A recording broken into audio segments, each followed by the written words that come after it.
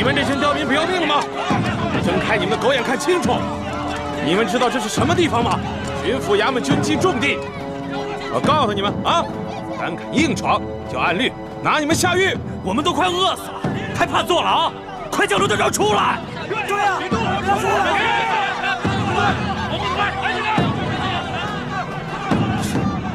易欢呢？他呀，准是仗着自己轻功好，溜进府衙打探消息去了。这个丫头，真是不让人省心。你带人去找找，别出什么意外。好。乡亲们，听我说一句，稍安勿躁。想见刘大人可以，可是今天呀，他出去巡查了，你们围在这儿于事无补嘛。要是再不出来，我们可就冲进去了！对，冲进去，冲进去！老退，我不想活了是吧？老退，我看谁敢上来！给我拦住！老退！嘘，拦住！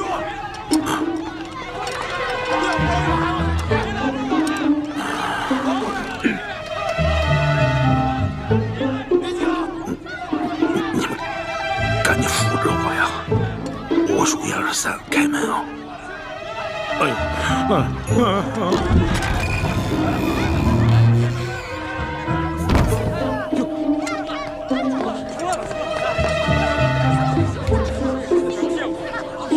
乡亲们，你们不是要见刘大人吗？刘大人来了！我告诉大家啊，今儿个天没亮，刘大人就去巡查几个受灾最严重的县，到现在呀，米水未进。大家看看，一脸菜色，啊，都饿瘦了。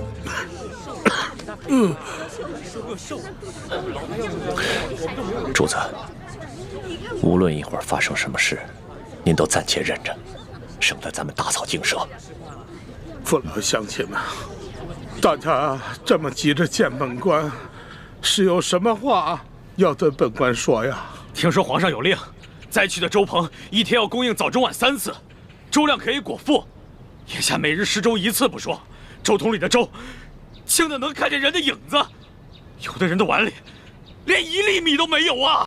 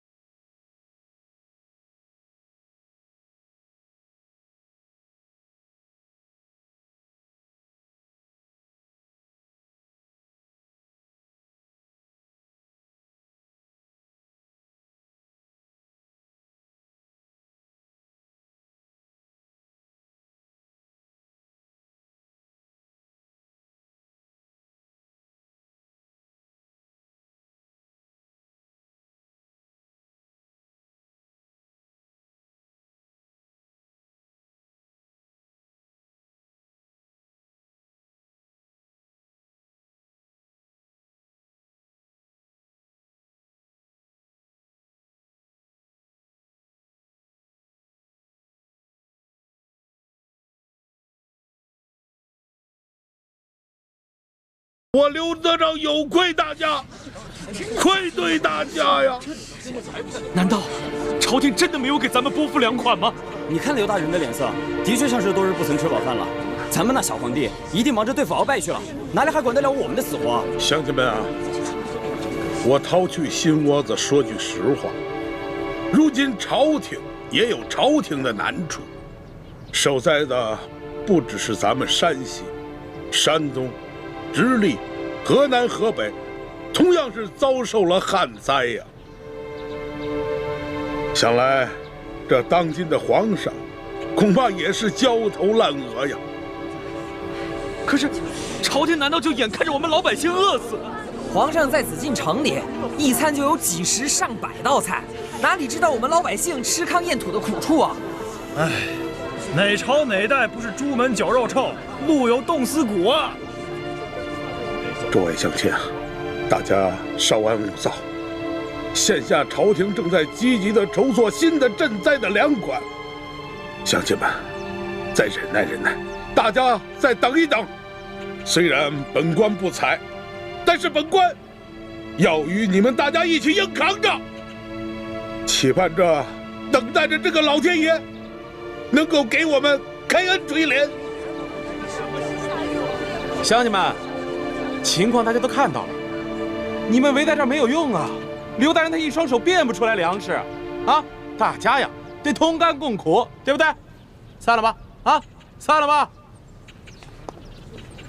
乡亲们，刚才我已经吩咐过周鹏了，啊，从本官的府上拿到仅有的几袋粮食，今夜给大家多设几桶粥。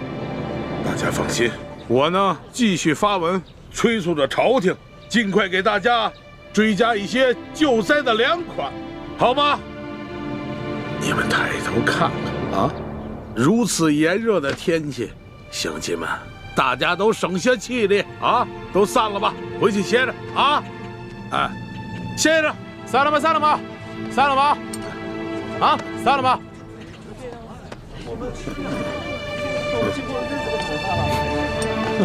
哎呦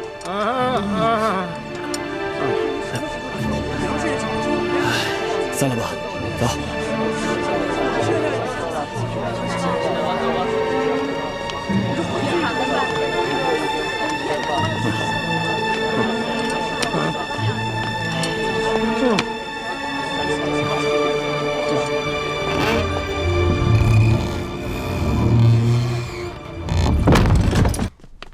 你上当了，主子，真是画虎画皮难画骨，知人知面不知心呢。我们悄悄潜入了他的府邸，不去当戏子，真是浪费了他的表演天分。你别急，慢慢说。他一进府，完全变了个人。快，老爷，哎，赶紧坐下，坐下。哎呦呦呦！哎，热死老爷了！别站着了，赶紧给摁。哎，热坏了吧？怎么样？这些刁民都散了。散了。哼，这些刁民虽然说是刁蛮，但是也好糊弄。也亏你想得出来，用这菜汁敷面，这效果比我说多少话都管用。见老爷都一脸菜色，那些刁民自然也不好再为难老爷了，只会去埋怨朝廷赈灾不力。想老爷了吧？那是。来，让老爷香一个。哎呦，老爷，这菜汁弄我一脸。这样，我先给老爷洗洗脸啊。洗脸，洗完了脸再香香。这西瓜怎么了？特意给你冰这个。这个刘德昭，连他小老婆房间里都是冰块。哎，据听说他府里的冰窖比他整个府还要大，冬天藏的冰块够他们用整个夏天了。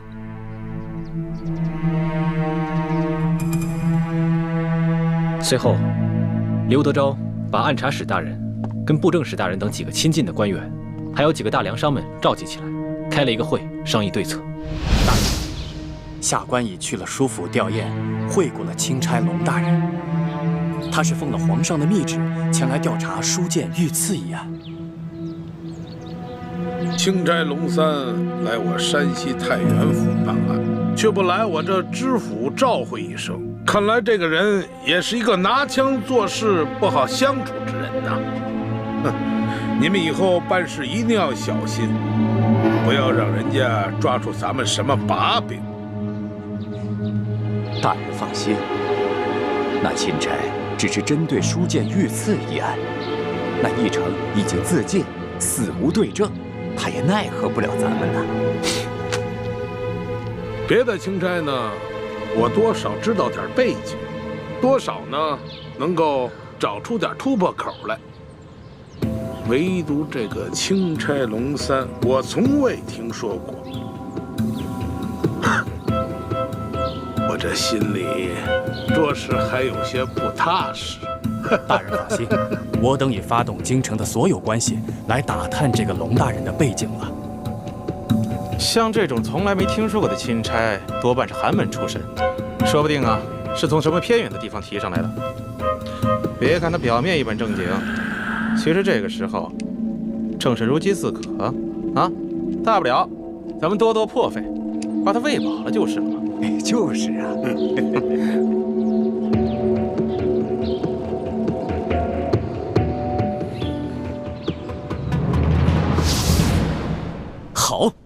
我倒要看看他怎么才能喂饱我，看看他到底能出多少价钱。他们这些人在如何对付钦差方面，显然是经验丰富的。他们对于主子的到来有所警惕，但并不十分在意。很快就转移了话题，开始商讨继续哄抬粮价，用赈灾的粮食再狠捞一笔，同时上旨夸大旱情，向朝廷索要更多的赈灾粮款。对于那些带头闹事的灾民，则派人暗杀。对了，他的小舅子裘贵也在其中，说是圈地任务已经完成了，杨怀村那块地，如今已经是刘家的产业了。这样，我要以钦差大臣龙三的名义去见刘德昭，让他放银放粮。主子，您切莫冲动啊！您手里那道圣旨写得清清楚楚的，您来这趟就只是调查舒总兵遇刺一案，可没说让您插手山西的政务啊。而且，刘德昭他们早就把赈灾的粮款从官仓中转移了，到时候他带着主子去空空的粮仓银库转一圈，推说那些粮款早已发放完毕了，主子又能奈何？那我就让他交出已经核发粮款的账册。哎呀，可是主子，您这手里没有圣旨，越权插手地方政务，刘德昭他根本不会买您的账，不可能交出账册来的。刘德昭要伪造账册也容易，到底有多少灾民？这些灾民姓氏名谁，家住何处？难道主子还有功夫一一去查验吗？这样，我们先想办法查出那些赈灾银、赈灾粮存在什么地方，等有了银钱以后，就好逼他发放了。龙小弟，这点我跟大哥早就想好了，而且我们已经查到地方了。真的？我早就说过，在宫里是你罩着我，出了宫可就是我罩着你啦。据说这个刘德昭的小舅子裘贵是太原府最大的粮商，所以一等他们开完会，我们就偷偷的跟踪他来。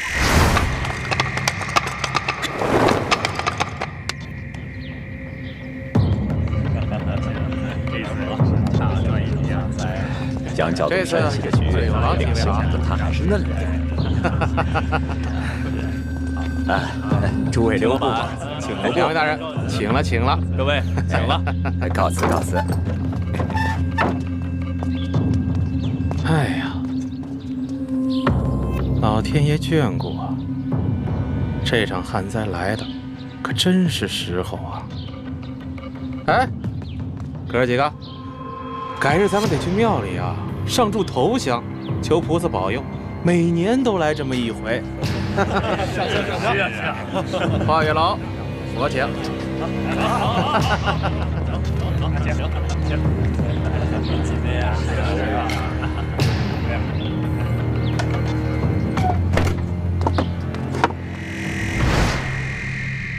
结果发现，这个裘贵啊，在城外有一座庄园，庄园里面有10几座粮仓，里面全都是粮食。今年大旱，他的粮仓里面哪来那么多粮食啊？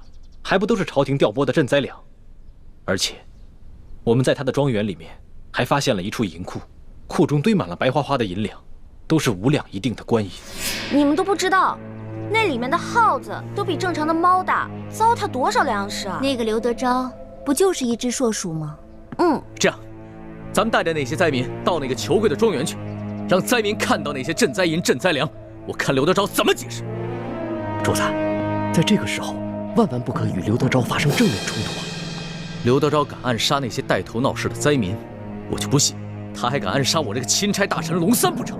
皇上，你也知道您现在的身份只是个钦差大臣龙三啊，可是钦差大臣做事情哪有这么鲁莽的？有了事情不先和当地官府通气，反而要带着饥民去闹事，这刘德昭何须再需要借口暗杀？他直接就可以明着调兵遣将，把我们都给镇压了。到时候，他可以以钦差大臣带着灾民闹事的借口，把您押送回京城，说不定半路上他暗中派人假扮盗匪，把主子您给害了。这不怕1万，就怕万一呀！是啊，主子，左大人说得对，这太原不比京城，这些地方的官也不比京官，您还是不要抛头露面的好。皇上，主子，其实我们大可以不必露面，只需暗中把消息泄露给灾民即可。是我一时冲动了。虽然我不宜露面，但是我真的很想看看这个刘德昭到底是怎么应付这些灾民的？好吧，包在我身上，保准别人认不出你。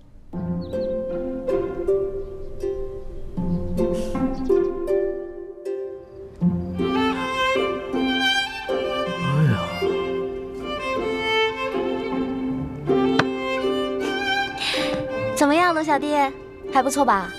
我这个易容术啊，超级厉害的。别说那个只在舒家灵堂见过你一面的山西地方官，就算是宫里的太监宫女也认不出来你。这话不假。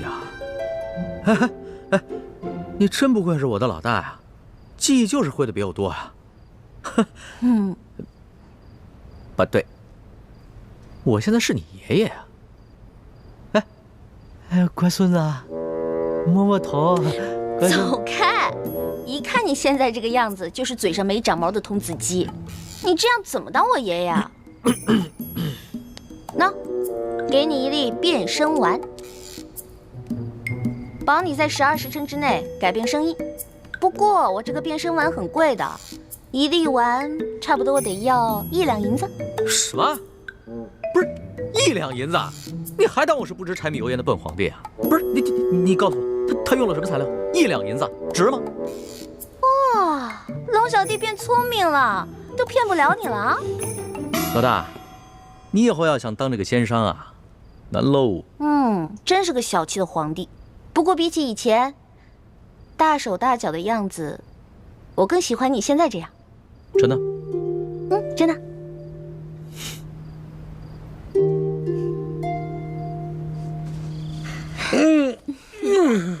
舒服吧？舒服。哎呀，没想到啊，舒婉心这丫头还挺有能耐，进宫才2个月，摇身一变成了丽嫔娘娘。你这个小蹄子，怎么眼馋了？我有什么可眼馋的？咱们老爷不就是太原府的皇帝？咱们府里吃穿用度可不比那皇宫里差。你这小嘴巴巴的，还挺会说嘛。我告诉你，舒婉心，人家肯定把这笔账算在老爷我的头上了。他肯定会让这个钦差不断的找老爷我的麻烦。那可怎么办呀？哎，要不咱们还像以前一样，给这个钦差大人送点礼，探探口风。还不是时候。我正在找人探查这个龙三的底细。他刚一来太原，我就上赶着给他送礼，那就会更该引起他的猜疑了。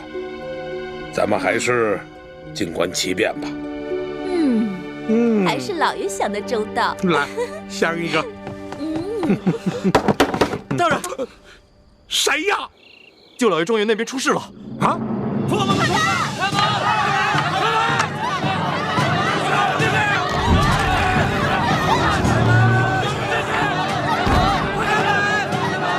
既然你们说没有私吞朝廷的赈灾银两，就把庄园里的仓库全都打开，让我们大家瞧一瞧，对不对？对！打开！让我们进去！给我们个说法！没有私藏朝廷的赈灾银两，那就把庄园里的仓库全都打开，让我们大家瞧一瞧，对不对？打开！给我打开！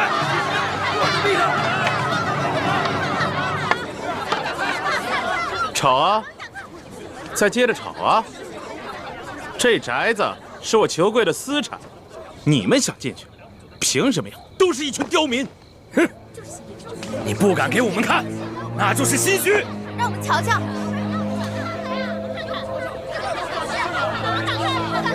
怎么着？拿着这么几个家伙，想反呢？我告诉你们，根据大清的律例，私闯民宅就是强盗，我可以把你们一个一个全都给宰了，知道吗？哎，乡亲们，反正我们都快要饿死了。裘贵，你有种就把我们这些灾民全都杀了吧！杀了吧！杀了吧！干什么？干什么？后退！后退！后退！住手！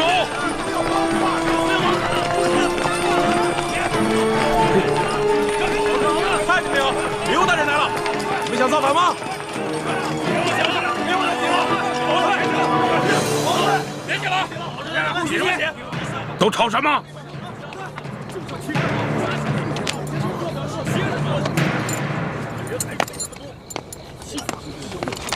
闪开，闪开！姐夫，姐夫，你可算来了。不能相信他们。官儿说的话都不能信，对，眼见为实。记住了啊！都记住了，记住了。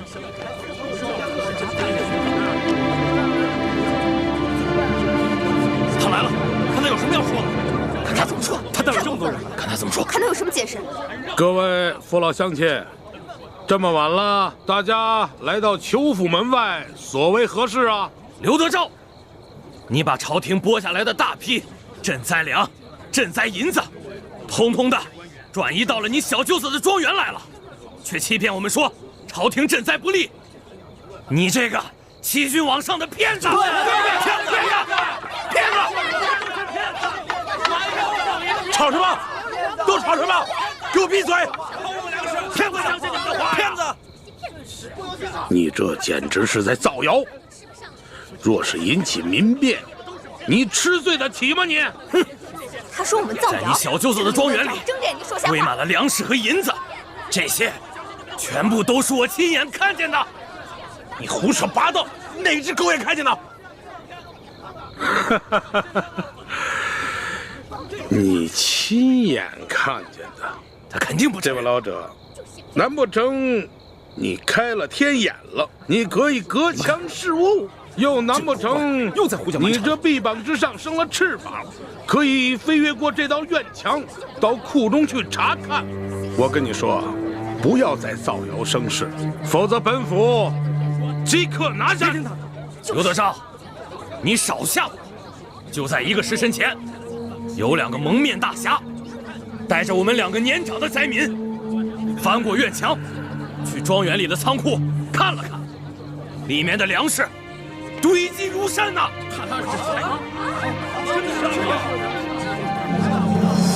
快看，乡亲们，你们看！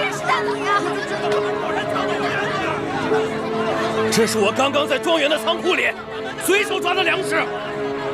对，我这里的大米也是刘德昭小舅子的庄园里找到的。为什么给我们粮食？为什么放粮？你怎么解释？怎么解释？乡亲们，我跟你们说，这2个蒙面之人乃是江洋大盗，甚至是前明的余孽。胡说！他们想利用这次旱灾，煽动灾民闹事造反。他们才不是江洋大盗，更不是什么前明余孽，他们是替天行道的大侠。大侠！难道是你，巡抚大人刘德昭？你和你们那帮狼狈为奸的官商们，才是真正的江洋大盗。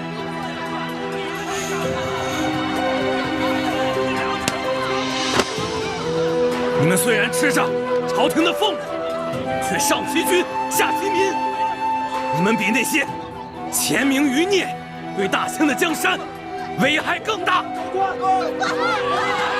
国殃民。姐夫，好，即使他这院中的仓库之中放着官银官粮，你怎么能说就是朝廷调拨的赈灾之粮呢？这个刘德昭，对呀，你们听着，我裘贵就是这太原府最大的粮商，我的仓库里有粮食，奇怪吗？那也是我花高价从别的地方买来的，与你们何干呀？花钱买来的。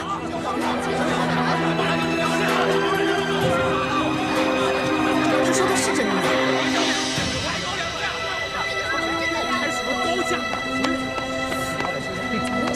你说你这粮食是从外地运来的，那我问你，你是从何处贩来的？是从湖北。湖北。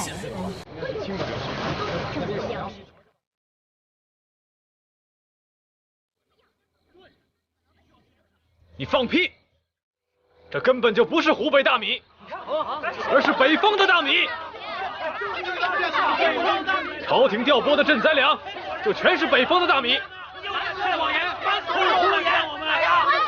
骗子！别吵，我还没说完呢。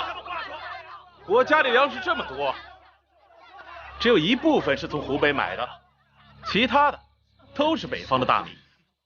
你们看这个球会。好啊，那你是何时从北方贩回大米来的呀？就是这个月。你撒谎！北方的大米早就被朝廷征调收购了，北方的粮行根本已无多余的大米用来外销。怎么解释？你是何人？你怎么知道这赈灾之粮，它不是北方大米？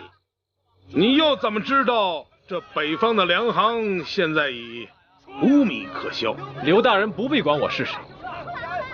如果你和你的小舅子真的问心无愧的话，不妨看看。对呀，顺便把你们进货的账本都交出来，让我们一一核对。对，打开仓库，打开仓库，交出账本，交出账本。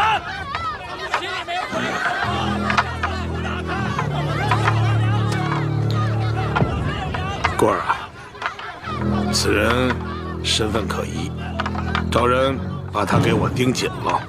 是。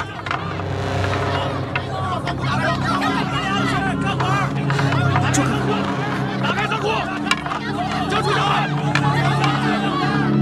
他们要抓你。你放心吧，以我的功夫，他们根本奈何不了我。武林高手就是任性哦。乡亲们，乡亲们，乡亲们！除了粮食，我们还在庄园的一处银库里发现了几十箱白花花的银子。大家看，看，刘大人，我看你和你的小舅子如何解释？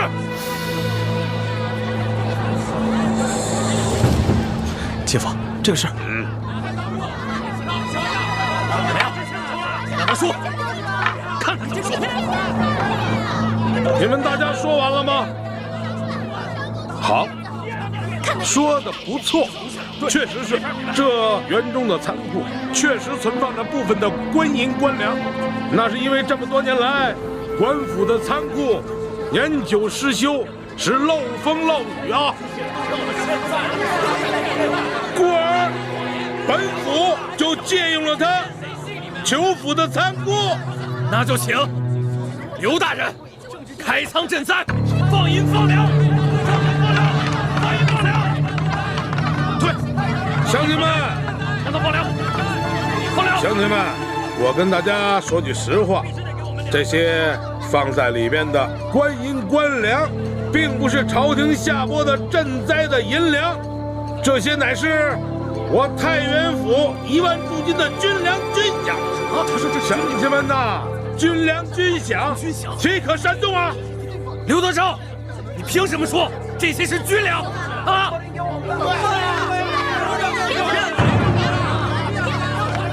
我刘德昭乃是山西的巡抚兼兵部侍郎，这山西的军政要务都由我来监管。这些银两的性质，难道我还不知道吗？我告诉你，你休要在此胡闹，再要胡闹，那就是造反。造反！来人呐，在！将这几个带头闹事的人给我抓起来。是。这个就是在谁了？你抓什么？凭什么抓我们？你凭什么抓我们？请把人拿走，大人保护住他。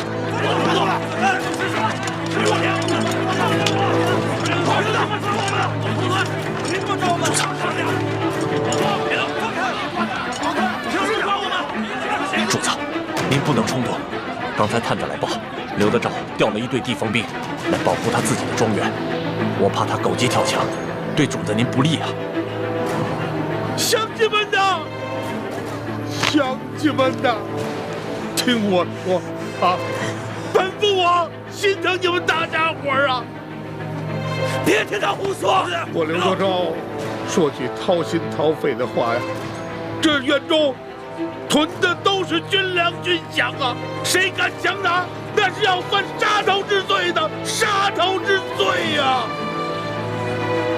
方才逃走的那几个人，他们乃是前明的余孽，他们是想利用这次旱灾，想借此让大家闹事，那是忤逆不当，那是要造反。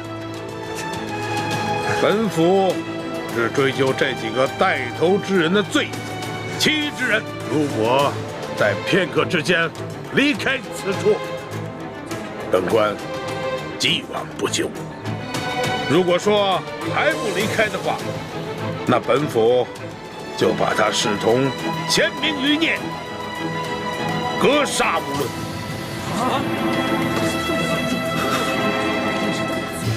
走吧，走吧。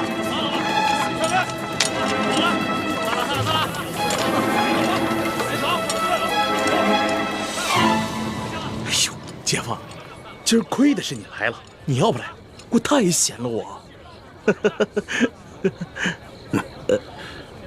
不是你说你这小子，你说你怎么就这么没用呢？啊，孟护卫说了多少回了，你这庄园之内的机关只能对付一般的盗匪，对些高手那是形同虚设呀。不听啊，现在知道厉害了吧？行行行，我呀立马加派人手，然后找孟护卫重新布置。哎，今儿个孟护卫怎么没跟你一起来啊？我派祥和去舒府打探消息了。如果这个舒婉心要为难咱们，让这个钦差大臣给咱们出难题的话，到那个时候，就应该送他下去陪他爹。我发现我跟你小子都学坏了。哎，姐夫，我哪儿成啊？咱们先把碗摆好。行，这就差不多了。这给你。马上就好。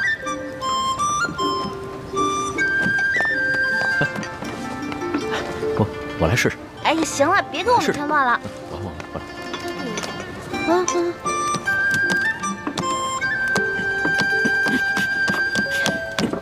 哎呦，行了吧你？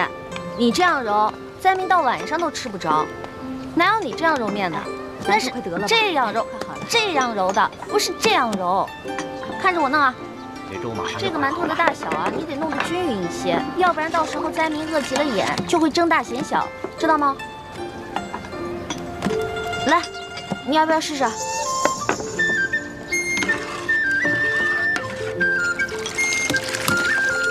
得了。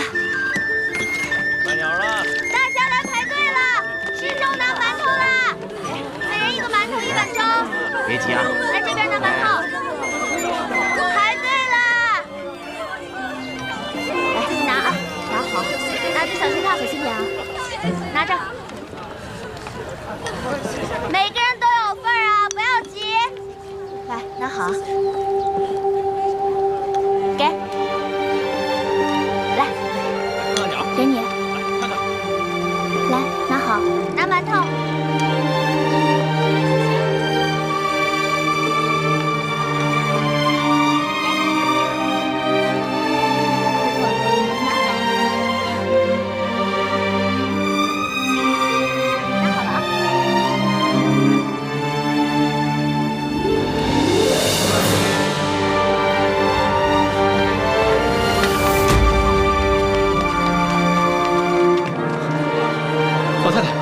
老太太，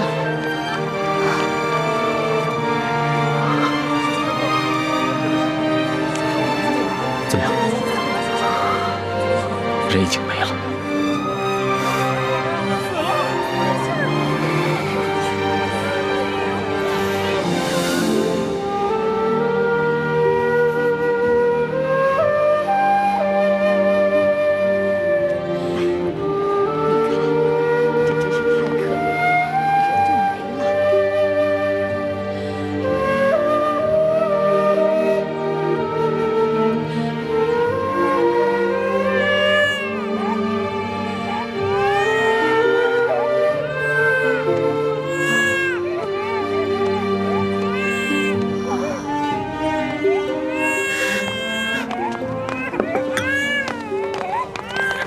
大嫂，快喝点粥。大嫂，这孩子怎么一直哭啊？是不是饿了？你快喂他喝点奶吧。哪里还有奶？我已经3天没吃东西了。不哭了，你爹跟哥哥姐姐们都已经饿死了，要不了多久，说不定我们一家子就可以团聚了。大嫂，来，把孩子给我，我帮你哄。你先吃点东西吧。来，给我。好。哎呦，哦，乖，不哭了啊。谢谢小哥。大嫂，粥太烫了，先吃个馒头吧。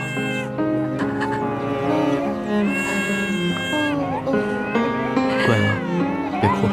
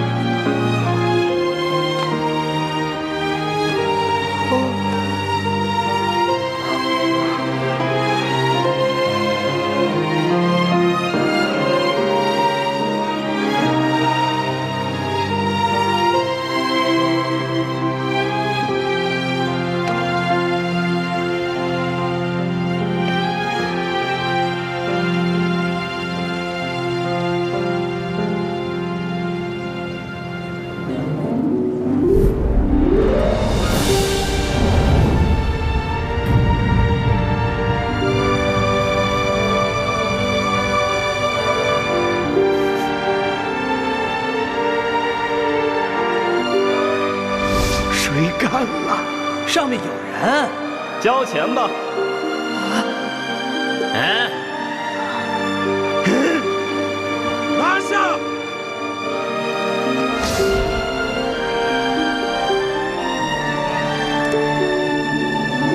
龙珠？什么是龙珠？就是皇上的眼泪，就是您的眼泪啊。说实话，朕自小长大，除了8岁的时候，父母双亲轰逝以外，还从来没有掉过眼泪。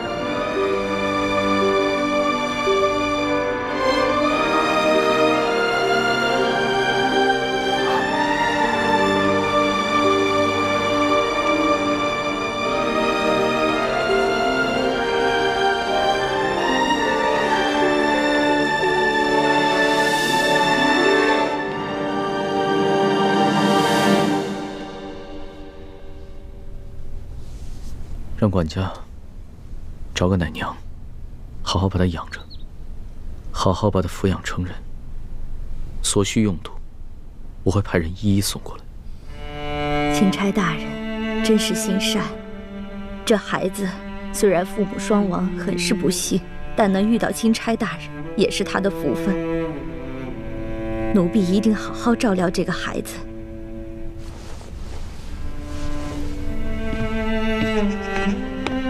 这索大人还得有10日才能把兵给调回来，每迟上1日，不知道饿死多少人，酿成多少人间悲剧了。据我打探的消息，现在每天都有成百上千的灾民涌进太原城，每天都要饿死好几10个。官府来不及掩埋尸体，只能把尸体集中到城外，一把火烧了。龙小弟，我们真的还要再等上10日吗？这10日不知道饿死多少人了。要不然这样吧，我们干脆1不做2不休，我们去把那些私吞的官银官粮全都劫出来，发给老百姓。环妹，大清律例，抢劫官银官粮可是死罪，诛九族的。师叔姑娘，就算是在宫外，但这种混话也是不能随便说的。哦，主子，环妹从小就冲动任性，说话不知轻重，请主子恕罪。今儿个我也冲动任性一回，去把刘德昭他们私吞的官银官粮劫出来。当真？你这个皇上带头抢劫官府啊？对，但是我们要想一个万全的计策，不劫则已，一劫必中。你放心吧，这事儿我大哥最在行，我大哥一劫绝对成功。欢梅，其实一欢不说我也知道，你们两兄妹以前闯江湖的时候，必定做过很多违法乱纪之事。你都跟主子瞎说什么了？我没说，他自己瞎猜的。李太医，你不必急着否认，也不必埋怨一欢。对于你们过往所犯之事，我今日就金口玉言，赦了你们。多谢主子恩典。微臣以前闯荡江湖之时，的确做过一些不法的勾当，但如今是全心全意跟着主子，没有主子的吩咐，绝不敢任意妄为。从现在开始，你的心中不必再有包袱，只管好好的给我谋划谋划，怎么样顺利的结出银两，救助百姓。臣遵旨。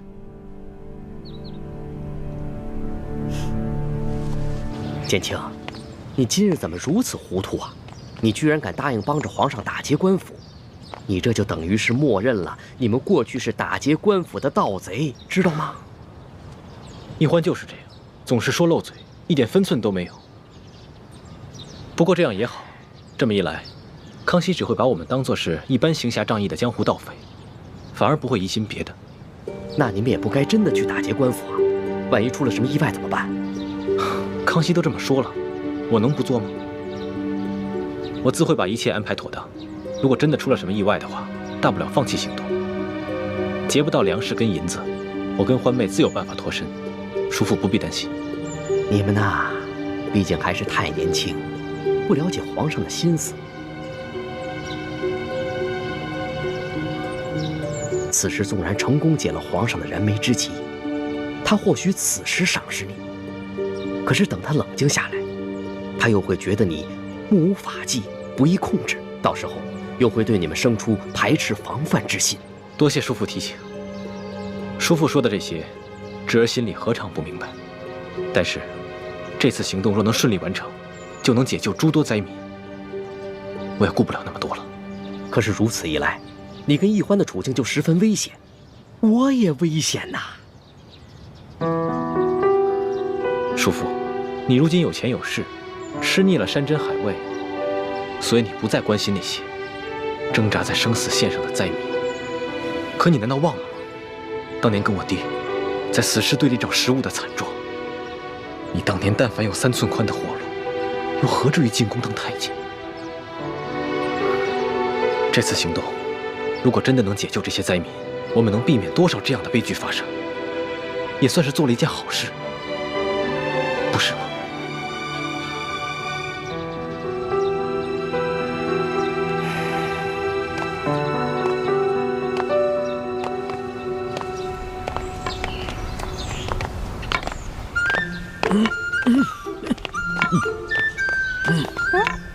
哎，龙小弟，我刚刚给你2颗变身丸，还没有给我钱呢。我现在哪有钱给你啊？行吧，那我就先记在账上，看在你是我兄弟的份上，利息看着给吧。趁火打劫，你比酒鬼的奸商还要奸。欢妹，别闹了。你到了山西商会了，裘贵见过我们，千万别让他识破我们的身份。你们先进去，我在外面守着。知道了，爷爷你慢点走啊，别摔着啊。走吧，孙儿。走吧。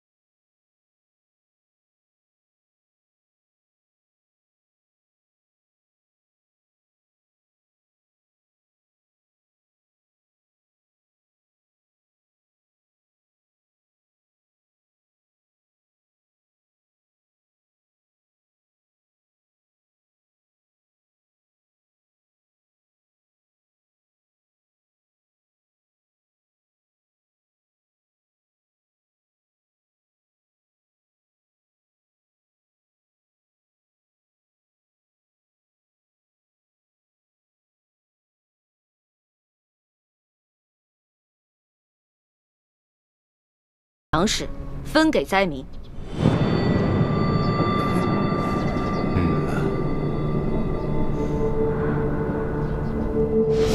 我已经查探明白了，裘贵和整个山西粮商手里，大约囤着20多万担粮食。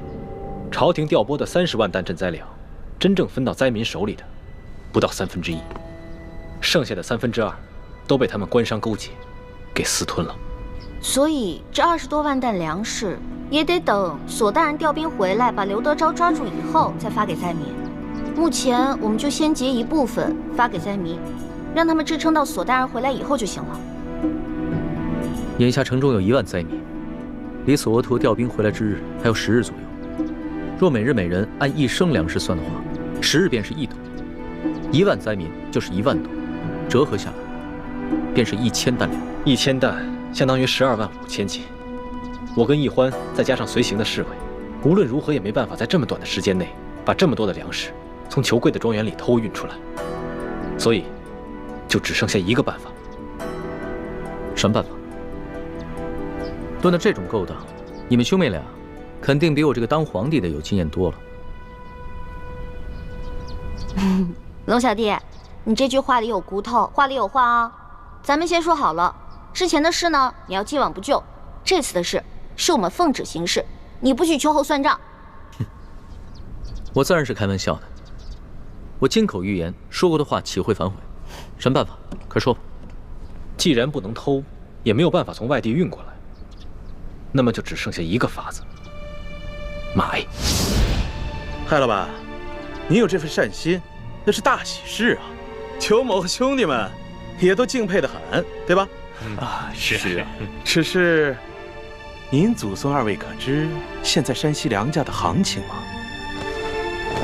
每斗米2000钱，1担米呢20两银子，所以这1000担米就是2万两银子。我说对了吗？如今太原的粮价被哄抬到了每斗2000钱，折合成银子就是2两，10斗为1担，那么每1担粮食就需要银子20两，1000担粮食就需要银子2万两。哎，我们从宫里带出来的还有多少银子？刚开始的时候是挺多的，不过一路上被你东送一下西捐一下的，现在也剩的不多了。那我的那些随身之物呢？全都当了，总能值2万两吧？我的龙小弟，我们是微服私访，怕露出破绽，一切贵重的东西都没怎么带。只有我跟丽嫔娘娘带了一些贵重的金银首饰，但是刨除一眼就能看出是宫里的金银首饰以外，其他的能典当的也只有2000两。那你的意思是，我们还差18000两啊？18000两哪够啊？灾民们不能吃生米吧？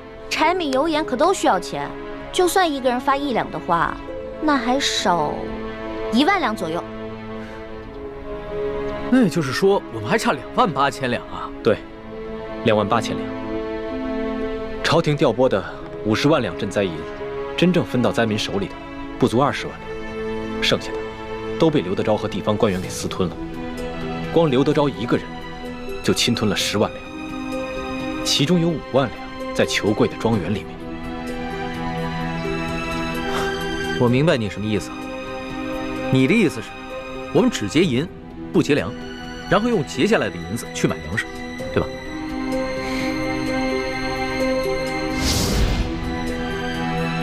艾老板，裘某还要问一句：你真愿意花2万两银子给那些灾民吗？没错，只要能治好我爷爷的病，再多的钱我都愿意出。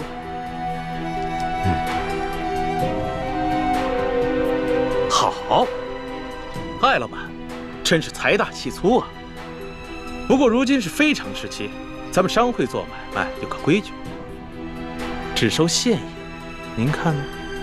孙儿啊，这裘老板是不相信咱们艾家的实力，把咱们带的现银拿上来给他瞧瞧。是爷爷，请各位稍等一下。抬进来吧。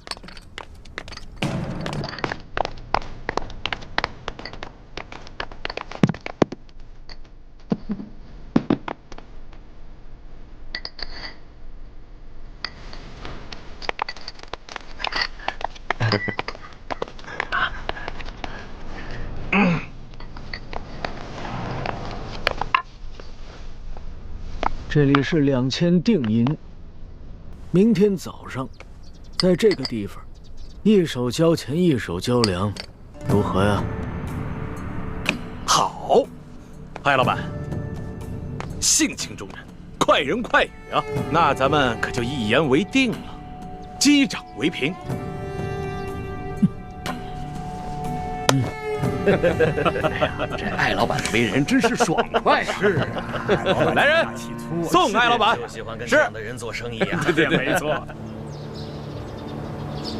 哎呀，龙小弟，你知道吗？为了凑够那2000两定金，我跟丽嫔娘娘把自己所有值钱的金银首饰全都给当了，还有我的一个金镯子呢。放心吧，等锁头回来以后，你当的那些首饰全部完璧归赵，少了一件，你唯我是问。光完璧归赵可不行，我得加上利息呢。行，反正我这个竹杠最好敲。当然了，你就是个大竹杠，棒棒棒！欢妹，别闹了，让主子先回房间休息吧。咱们还得去和侍卫兄弟们商量一下今晚的行动计划。昨晚已经打草惊蛇了，裘贵一定加强了对庄园的守卫，我们需要做好万全之策。不用了，我不累。我跟你们一起好好谋划谋划。今天晚上啊，这个行动我一起参与。陆小弟，你之前不是开玩笑啊？你真的要跟我们一起打劫官府啊？你可是皇上。我看起来很像开玩笑的样子吗？皇上，这样太危险了。危险？我自幼父母双亡，8岁登基，哪一天不是在危险之中度过的？就像上次擒拿鳌拜一样，那不也是在冒险吗？其实我跟你们一样，也渴望冒险，渴望刺激，只不过身在禁宫不得自由罢了。再说了，这一回可能是我这辈子唯一一次当侠盗的机会，我可不能就这么错过。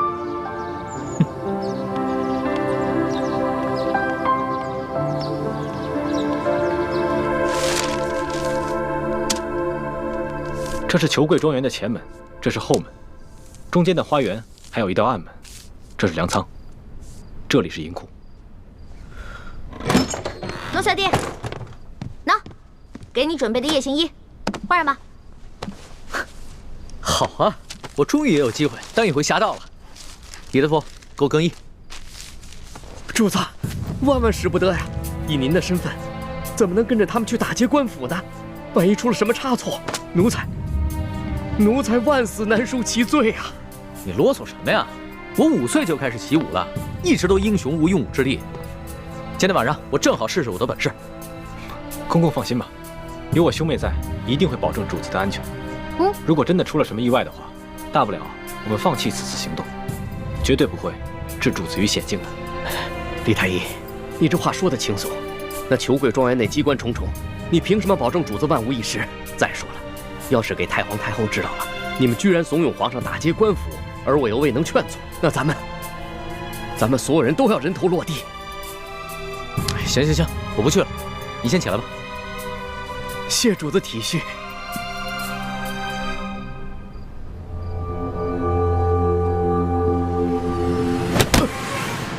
得罪了李公公。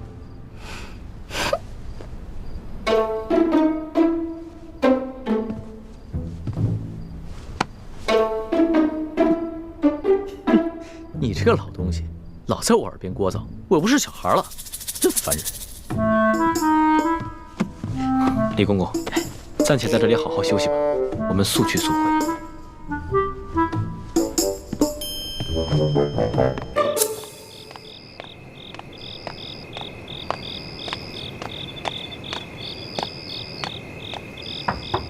小姐，老奴给你炖了一碗燕窝。哦，我现在不想吃，我有些不舒服，要歇息了。啊，小姐，你哪里不舒服？要不要老奴帮你找一个郎中给您看看？不必了，我就是身子有些乏，睡一觉就好了。哦，那小姐，您先歇着吧，老奴明儿一早再来看你。老奴先行告退了。你下去吧。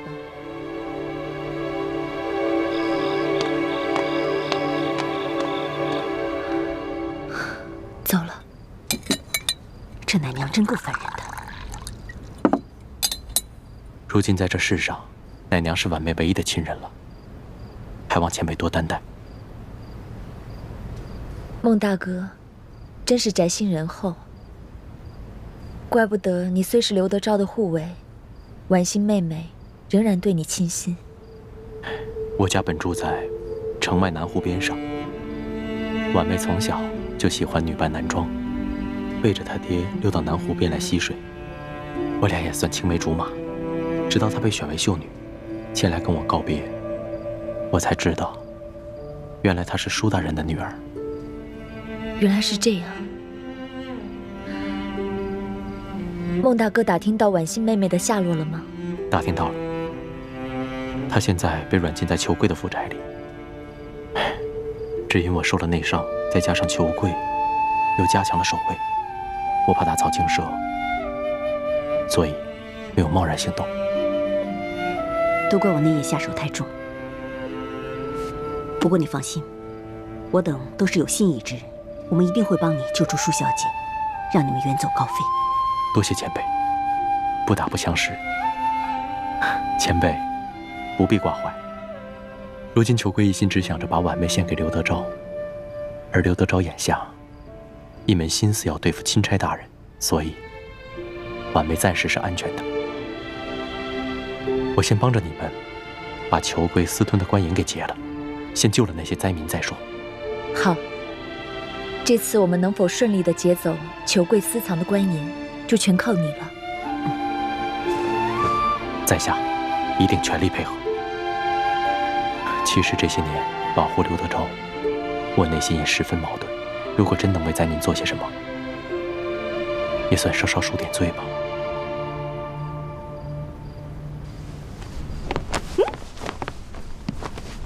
哇，陆小弟，你穿上这身衣服太逗了，比你平时穿龙袍有意思多了。你看看，是吧？我也觉得挺新鲜的。哎呀，得亏索大人不在，要是他在的话，非得被吓得屁滚尿流的，肯定不让咱们去冒险。哎，那个金蚕背心穿了吗？没有。你为什么不穿啊？你要是不穿的话，我不带你去啊。我骗你的，老大吩咐小弟的话，小弟怎么能不听呢？不信你摸摸。真的穿了？嗯。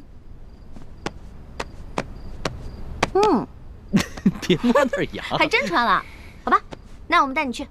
你知道吗？这次你亲自出马，可是我们比平时紧张的10倍还不止呢。我也是从小练武到大的，虽然武功呢没有你哥哥好，但跟你比起来差不多。吹牛！主子，臣得再提醒一遍，这抢劫官银可不是儿戏，臣会尽量保护主子的安全。但是如果真的发生什么意外的话，主子切不可恋战，必须在臣的掩护之下尽快撤离。你放心吧，我虽然喜欢冒险，但也不想当一个被当盗贼拿住，再被砍掉脑袋的窝囊废皇帝。哼，这样吧，到了那儿全听你的吩咐。好，为确保万无一失，还请主子把裘贵庄园的机关设计图和地形图再熟悉一点。好，出发吧。这个龙小弟平时挺老成的，今天那么任性，难道是受了我的影响？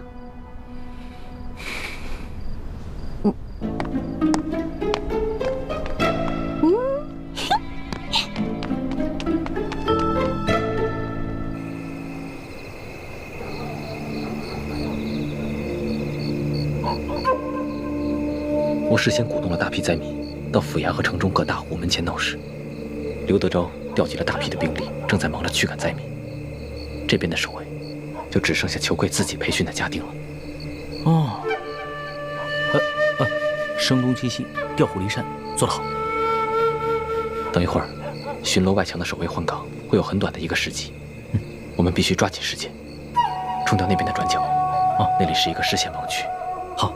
该你们去了，该你们了，来，你们去吧，来，去吧，前点，来了，前点，辛苦了，先走了，快，冲过去。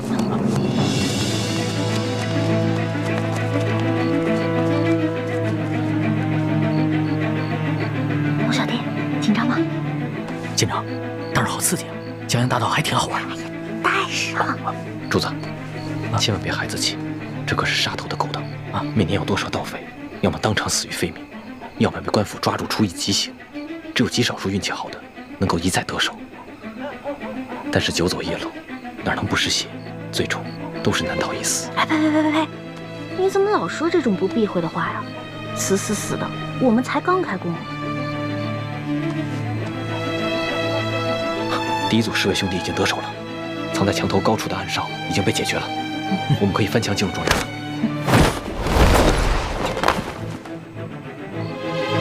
你们在这等着，我去探探。老大，你们刚刚不用把我架上来的，我平时也练过轻功，我自己可以的。你以为你是真龙啊？你还可以自己飞？得了吧你！记住我平时教你那些轻功的方法啊，下次没准能用得上，知道吗？知道了，老大最厉害。当然了，要不然怎么我是你老大呢？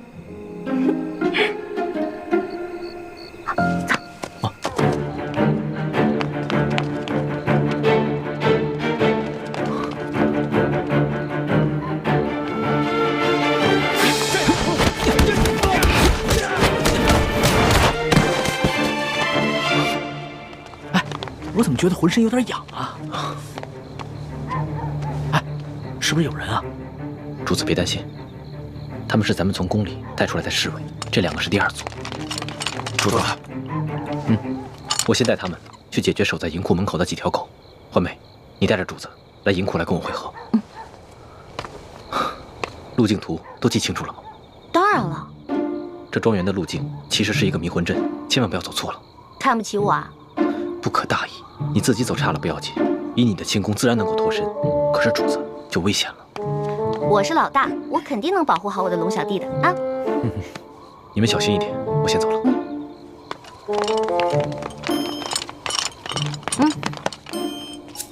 从现在开始，紧紧跟着我的步伐，一步都不能落，知道吗？知道了，老大。走。来，怎么了？不知道该怎么走了？应该是这边，走。那到底往左还是往右？好像是往左吧？你确定啊？往右，往右。有点迷糊啊。那好吧，我不懂这个机关阵，还是往左吧。都听你这个老大的。这，停！咱们是不是又回到原地了？好像是。老大，你不会学艺不精吗？把这迷魂阵你都给认错了。我只是稍微失误了一下嘛。这回肯定没错，往右转。不是老大，你确定不是往中间吗？我是老大还是你是老大呀？你宫里老师教过你阵法吗？不是，我是没学过阵法，可是你哥哥刚才给的地形图我是看过的。我记得走到这个位置以后啊，似乎是往中间走。你看似乎，这说明你也不确定。不是，我是记得该往中间走，但是你又说是往这边，我就不确定了。不确定是吧？我是老大，听我的，走。那。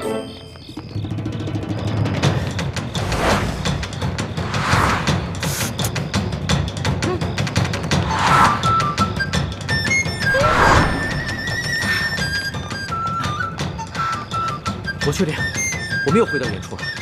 我也确定这就是原处。不是，老大，我现在总算知道你为什么总不说你的师承来历了。感情是你的师傅们从来不让你在外头打他们的名号吧？你怎么知道的？不过我师傅说了，说我天资聪慧一点就通，我只不过差那么一点点的认真和努力。你哪是差那么一点点的认真和努力啊？我跟你说。你师傅没被你气死，也算是上天垂怜了。不许取笑我，朱哥哥老取笑我，你不许取笑我，我是你老大，知道吗？好，小弟不敢取笑老大。老大，那咱们现在该怎么办啊？你刚才不说往中间走吗？啊，那就听你的呗，中间走走看呗。哎，那走吧。哎，走。哎，你们谁呀？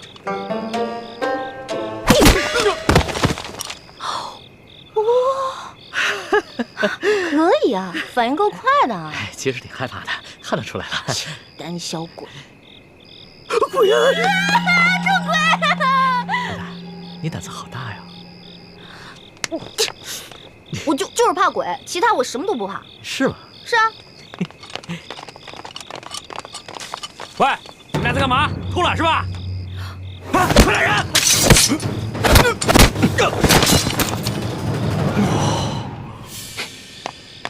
朱哥哥，还好你来救我们了。我看你们迟迟不来，我就知道你一定又犯糊涂了。前面挡路狗已经被我解决了，离他们换班还有半个时辰，抓紧时间。嗯。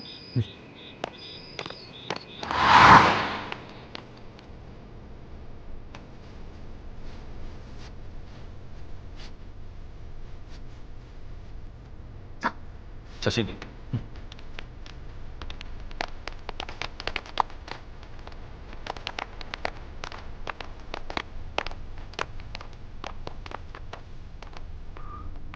我来。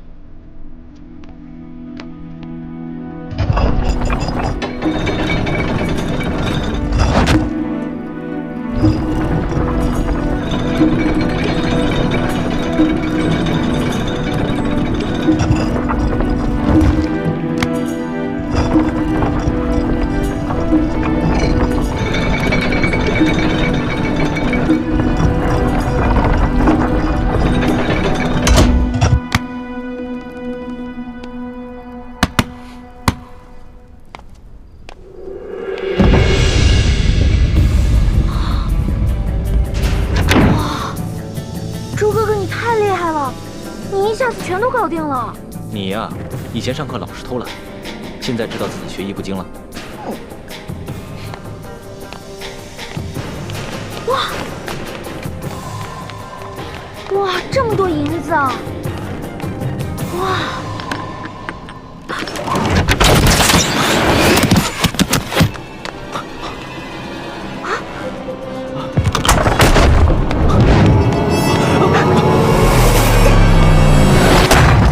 是吧？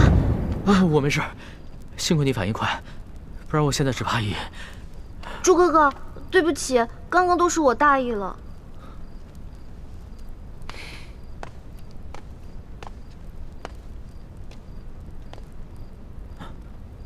主子，你没事吧？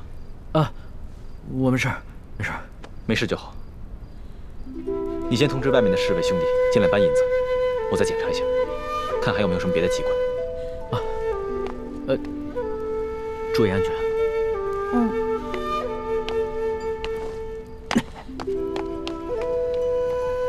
朱哥哥，对不起啊，我刚才真的不是故意的，你别再生气了。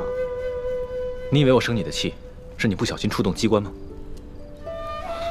没想到，在最危险的时候，你最先救的，竟然是他。你是因为这件事情生气啊？那你也太小心眼了吧！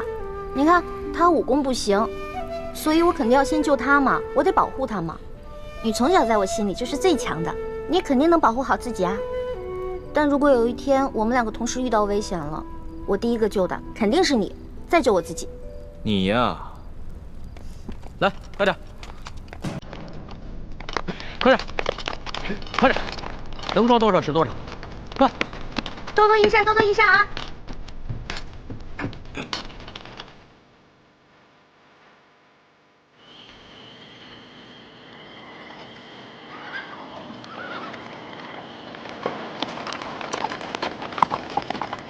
痛快，真是太痛快了！今天晚上的经历真是太刺激了，我必将终身难忘。哎呀，可惜不能让史官把今夜的经历全都记入史册，更不能让太皇太后知道了。要是让他知道了，肯定有说把你带坏了。那可不就是你这个老大带坏我这个小弟了？嘿，你现在是赖上我了是不是？那好，不赖你，不赖你啊！老大辛苦了，等回宫了以后呢，我就重重的赏你。赏我呀？赏我什么？你说个数。你现在跟以前不一样了，我也不能狮子大开口。500两，300两，200两成交。你越来越小气了，你不会赖账吧？我发誓，绝不赖账。我以我本人做担保。我要是赖账的话，到时候我就把我这个人赏给你。哎，算了吧，你一次用膳就要吃上上百道菜，我可养不起你。如果你要赖账的话，我自认倒霉呗。李太医啊，今天晚上真是辛苦你了。我真是没想到，身边还有你这样一个全才，不仅医术好，武功好，还懂得机关阵法，懂谋略。让你做一个太医啊，实在是太委屈了。等回了宫以后，我一定好好提拔你。主子，其实今夜此次行动能如此顺利，并非臣有多厉害，而是臣的运气好。事先得到了裘贵庄园的机关地形图和卫队巡逻表。你能得到如此机密的东西，是裘贵身边有人给你做内应？是。看来真是得道者多助，失道者寡助啊！我一定要做一个有道的天子，不能做一个无道的昏君。龙小弟，我相信你。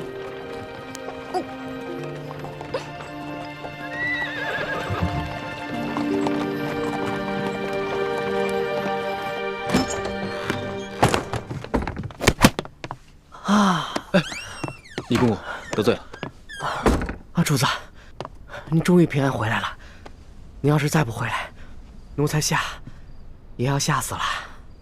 岳德福，这件事情你得替我保密，不能告诉任何人，尤其是太皇太后，要不然我就砍了你的脑袋。只要主子能平安回来，这件事情奴才就当不知道。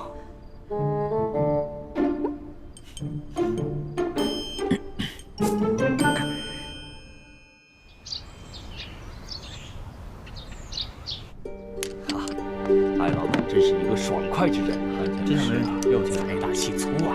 哎，这下也没问题，对，说没错。艾老板大手炮。老爷，银子都验过了，都是成色十足的官银。好，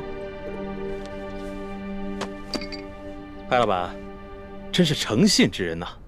我们商会已经准备好了1000担粮食，就在码头仓库里。如今银子已经交割完毕了，可以放粮了吧？那是自然啊，去，带着艾老板的手下到码头交割一下啊。是，好的。跟我来，请，这边请。哎呀，艾老板，真是大善呐！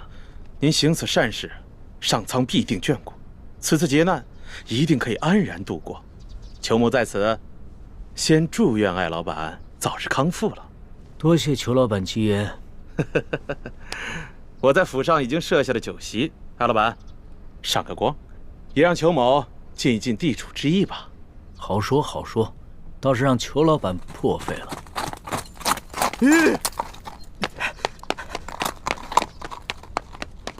老爷，不好了，老爷，老爷，不好了，老爷！慌什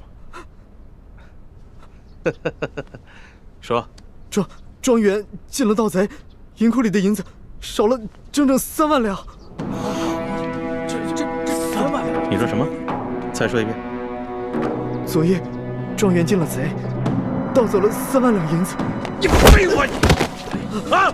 这么大个事，现在才来报？报了，今儿4更天就发现出了事儿。庄园管事马上派人给老爷还有巡抚大人报信儿，可等到5更天没见回音，庄园管事就派出了第2批、第3批人报信，可还是没有回音。庄园管事意识到事情不妙，便让小人骑马绕行了10几里前来报信，这才顺利进了城。哎呀，这怎么这么不小心呢？怎么回事呀？这是怎么会出现这样的事情啊？艾老板，我那几批送信的人，不会是让你的人给劫了吧？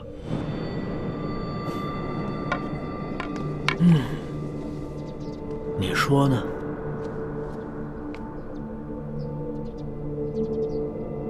这么说，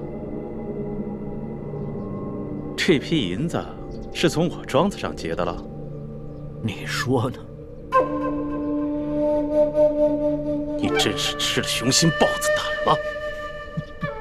去，把这件事报告给巡抚大人。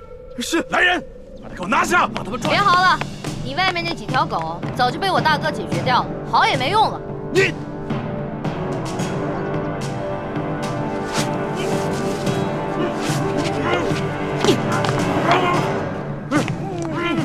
爷爷，咱们不能把银子都给他们留下来。把银子全都抬出去，交给李护卫发放给灾民。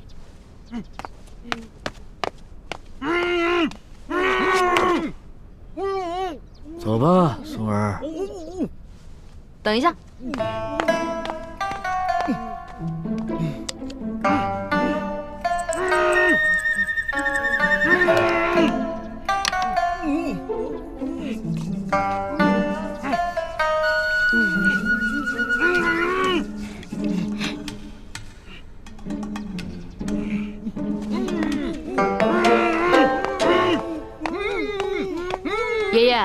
我想了想，应该在这几个禽兽不如的东西脸上留点墨宝，也相当于给刘德昭那个狗官下了战书了。意下如何？这倒挺有趣儿的。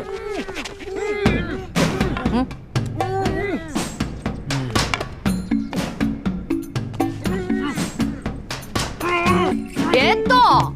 再动的话，拿刀在你们脸上刻字了啊！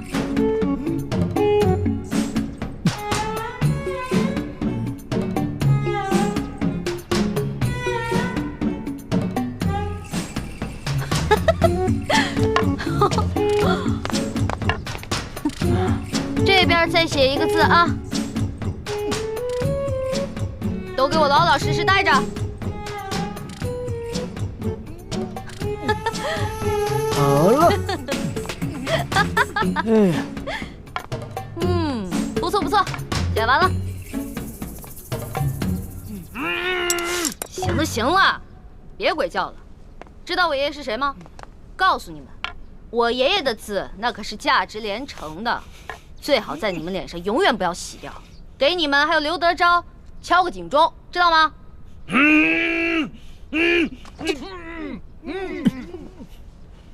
走吧，孙儿。走吧，爷爷。慢点啊，爷爷。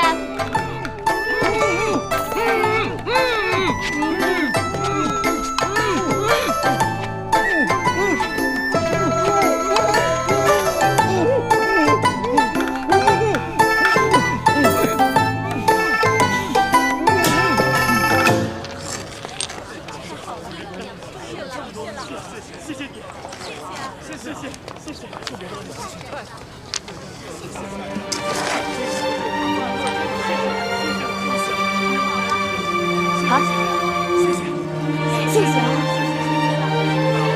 终于有吃的了。艾老爷，谢谢您。艾老爷，您可是活菩萨呀，是吧，乡亲们？各位不必谢我，其实我也是皇上指派下来赈灾的。你们手上拿的粮食和银两，全都是朝廷调拨的赈灾银和赈灾粮。接下来，朝廷还会有更多的赈灾计划，帮大家重建家园，度过灾年。谢谢皇上，谢谢皇上，我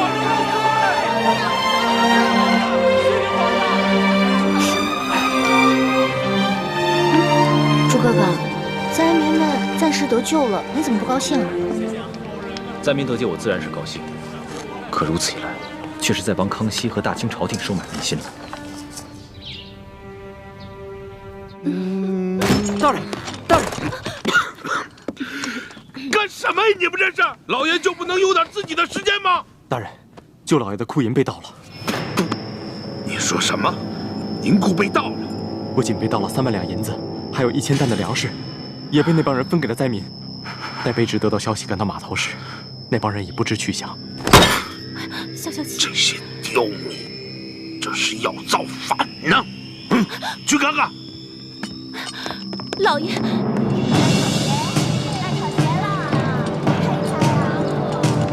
闪开！闪开！哎呀！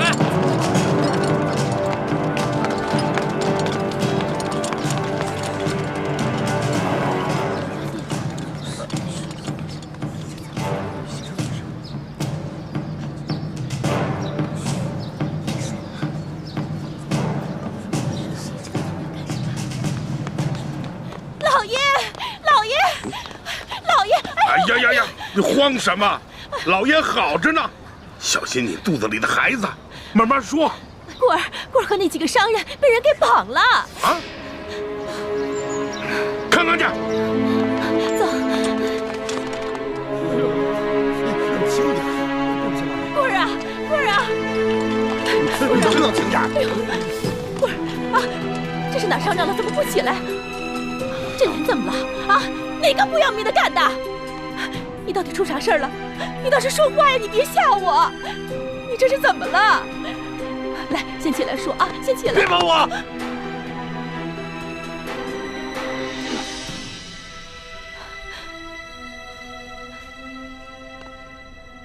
文儿啊，怎么回事？谁干的？兴爱，以前没打过交道，京城来的客生，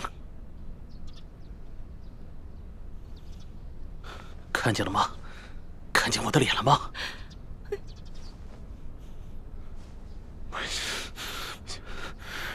让我抓到他，我扒了他的皮！刘德昭，这事你必须得给他做主。你看看，你看看，你看看他这脸，这脸都成这样，他怎么见人？他怎么活呀？他什么时候受过这样的委屈？什么时候被人这样欺负过？我跟你说，这事你要是不给他做主，我跟你说，以后你就甭想来了。别好了，成何体统啊！有事回家说去。